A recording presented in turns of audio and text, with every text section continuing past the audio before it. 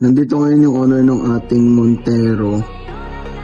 Ang ginawa nating procedure doon kay Bossing ay pininturahan natin yung kanyang body kits. Tapos full body PPF, graphene coating, nano ceramic tint, glass coating. So almost full package na inabil ni Sir Edgar sa atin. So tanongin natin kung ano yung feedback niya sa gawa ng Otar Art. So Sir Edgar, ano po bang feedback ninyo dito kay Otar Art po? Maganda, highly recommended ang shop na ito. Kasi quality yung gawa nila. Saka malaki talaga yung pinagbago ng sakyan. Nung dinala ko rito, malayo siya ngayon pagkatapos ng PPF. Saka malinis ang paggagawa. High quality talaga. Saka highly recommended.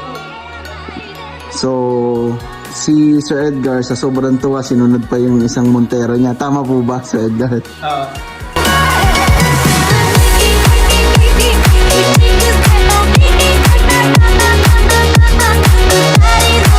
Sir Edgar. Salamat din sa magandang paggagawa ng sakyan.